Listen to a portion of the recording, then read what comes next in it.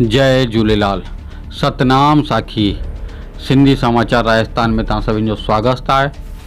दोस्तों, ये ॻाल्हि कंदासीं असां जेको पिछलो वीडियो असां लगायोसीं काके जे बारे में कि जंहिं भगवान श्री झूलेलाल जी 20 खां 25 वर्ष ताणी सेवा कई हुई। जी हाँ, असां ॻाल्हि करूं पिया जयपुर जे गुजर घाटी जे अंदर भगवान श्री झूलेलाल जी सेवा करण वारे बाबे जी, जेको इन टाइम ते तमाम ही मुसीबत में आहे, परेशानियुनि में आहे ऐं उन मथां केरु ध्यानु कान पियो ॾिए। सभिनि खां वॾी ॻाल्हि आहे केरु ध्यानु कान पियो ॾिए। असांजे वीडियो जे माध्यम सां इहो ॾेखारियोसीं कि हिकिड़ी नंढी सी दुकान जे अंदर रहे पियो। उते उन्हनि जो पलंग वग़ैरह लॻल आहे, उते ई सनानु पाणी जी व्यवस्था पूरी नथी थी सघे ऐं फ्रेश वग़ैरह थियण जी बि पूरी व्यवस्था कान्हे। ऐं काको पेर अगरि काके ॾिसंदा त पेर में उन्हनि जे तकलीफ़ बि आहे, बीमारी बि अथनि, त काको तमाम ई वधीक परेशानी में आहे। ऐं असांजे चैनल जे माध्यम सां इहा गुज़ारिश कईसीं कि काके जी वधीक मां वधीक मदद करो।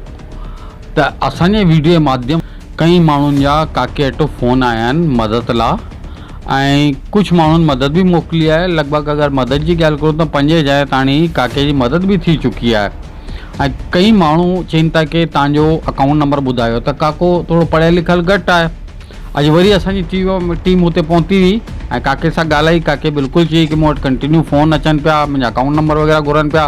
त उहे अकाउंट नंबर असांजे हिन वीडियो जे माध्यम सां तव्हांखे ॾेखारूं था, ॿुधायूं था कि काके जा नंबर अकाउंट नंबर इहे आहिनि। अगरि तव्हां माण्हुनि खे कुझु मदद करणी हुजे त तव्हां डायरेक्टली हिन खाते में काका जी मदद करे था सघो। ऐं काके जो अगरि एड्रेस तव्हांखे कंफर्म करिणो हुजे त काके जा नंबर बि ॾिनल अथव, उन ते तव्हां कंफर्म करे था सघो। ऐं हूअं असांजे वीडियो जे माध्यम सां ई ॿुधायूं था कि काका जयपुर जी गुजर घाटी जे अंदरि सिंधी कॉलोनी आहे, उते रहंदा आहिनि। कंहिंखां बि वञी पुछंदा कि सिंधी काका किथे आहिनि, झूलेलाल मंदर वारा, त तव्हांखे केरु बि ॿुधाए लाहींदो। असां गुजर घाटी जी पंचायत खां बि इहा अपील कंदासीं कि काका हींअर बीमार आहिनि, कमु नथा करे सघनि, त उनजी तनख़्वाह बंदि न करो। महिरबानी करे उन्हनि जी तनख़्वाह बंदि न करो, उन्हनि जी तनख़्वाह चालू रखो। आख़िर काके बि त पंहिंजे जीवन जा 20 खां 25 साल भगवान श्री झूलेलाल मंदिर में समर्पित कया अथई, त वॾो दिलि रखी काका जी तनख़्वाह काका खे ॾियो। ऐं बुज़ुर्गनि जी जीअं असांजो चैनल लगातार आवाज़ु खणे पियो, त तव्हां अॼु जे राजस्थान पत्रिका में तव्हां ॾिसी था सघो कि केतिरो वॾो कॉलम आयो आहे बुज़ुर्गनि लाइ करे कि आख़िर केतिरा परेशान आहिनि बुज़ुर्ग, केतिरा परेशान आहिनि बुज़ुर्ग। त दोस्तों, इहे कुझु अहिड़ा बि बंदा थींदा आहिनि जंहिंजे अॻियां पुठियां केरु कान थींदो आहे, त उन मदद लाइ करे पाण खे अॻियां अचिणो घुरिजे। ऐं जीअं अॼु असांजी टीम काके वटि पहुती त उते कुझु माण्हू वेठा जेका असां ॻाल्हायोसीं, उन्हनि पंहिंजा वीचार ॿुधाया, पंहिंजी ॻाल्हियूं ॿुधायूं, त उहे असां तव्हांखे हिन वीडियो में ॾेखारियूं था। जय झूलेलाल। जय झूलेलाल। तव्हांजो परिचय? मुंहिंजो परिचय प्रकाश कुमार देवनानी। असांजे झूलेलाल मंदिर कंवर नगर में बाबा परसराम वाले झूलेलाल मंदिर जे पुजारी जो पोतो आहियां। अच्छा, त तव्हां हिते कीअं पहुता आहियो काके वटि? मां हिननि काका खां पहिरें त कोई लिंक कान हुओ असांखे, असां हिक ॿिए खे सुञाणंदा बि कान हुआसीं।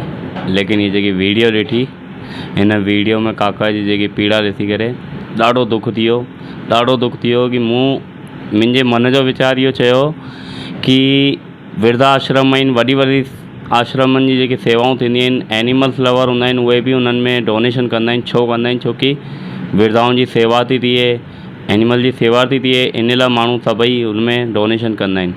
लेकिन हिननि जी जेकी पीड़ा आहे उहो ॾिसी करे इन लॻे पंहिंजे इष्ट देव जी सेवा करण वारा, झूलेलाल जी पूजा करण वारा, जेके भॻवान जी सेवा पिया करनि, हुननि लाइ बि पाण खे अॻियां अचिणो खपे, सॼी संस्था खे जुड़णो खपे ऐं सभिनि खे हिननि जो वधीक सां वधीक सहयोग करणो खपे, जीअं हिननि जो मनोबल बि वधो रहे ऐं झूलेलाल मंदिर जी सुठी सां सुठी सेवा थी सघे ऐं अॻियां हली करे पंहिंजी समाज खे बि ॾाढी सुठी प्रेरणा मिले।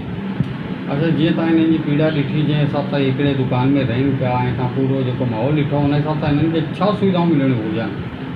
हिननि खे त कमिरो मिलणो खपे, बिल्कुलु सुविधा अनुसार कमिरो मिलणो खपे। जीअं हिते जी ॾिसी सघूं था पाण, सीढ़ियूं आहिनि हेठि, एतिरे ते घटि स्पेस में, ॾाढो घटि जॻह में रसोई बि हुते ई, सुम्हणु करणु सभु हुते ई, त ॾाढी मतिलबु असुविधा आहे हिननि जो। इन सम्झी हलो जीअं कोई वनवास पियो हले। अच्छा, त तव्हांजो इन्हनि खे हिन पीड़ा मां कढण लाइ तव्हांजो छा योगदान रहंदो? मुंहिंजो योगदान इहो ई रहंदो कि हमेशह मां हिननि खां जुड़ियो रहां ऐं हमेशह वधीक सां वधीक हिननि लाइ करण जी सोचंदुमि।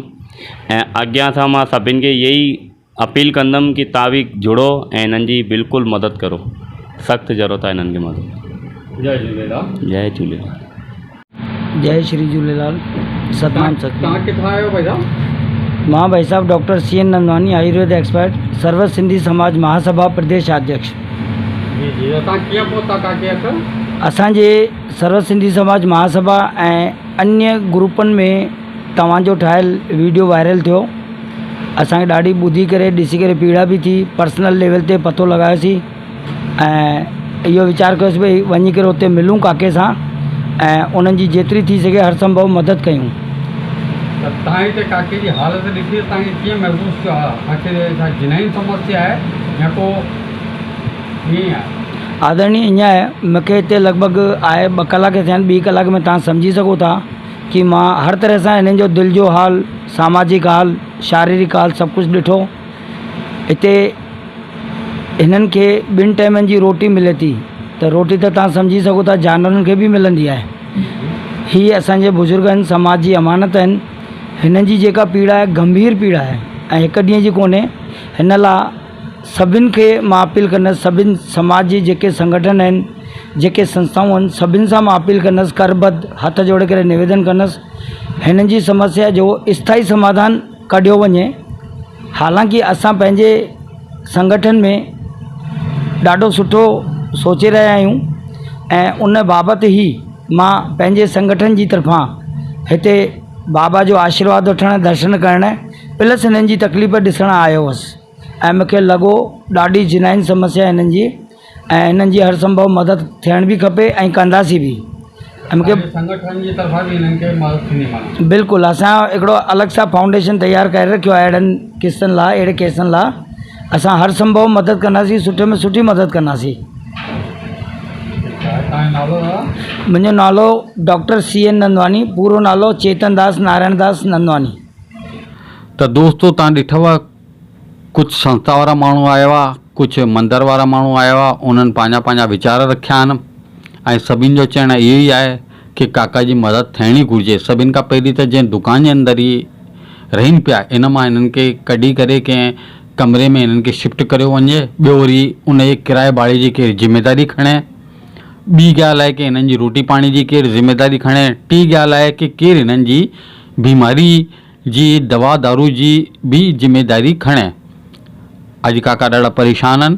असां तव्हांखे इहा ई अपील कंदासीं कि तव्हां हिन जी वधीक मां वधीक मदद करो। स्क्रीन ते असां हिननि जा तव्हांखे हिननि जे खाते जा नंबर था ॾियूं, जेकी तव्हांखां मदद पुजे शक्ति अनुसार तव्हां तव्हांजी यथाशक्ति अनुसार हिननि खे मदद करे था सघो। ऐं मदद ख़ाली पैसे सां कान्हे करणी, तव्हांखे तन सां बि करणी आहे, मन सां बि करणी आहे, धन सां बि करणी आहे। जय झूलेलाल। सतनाम साखी।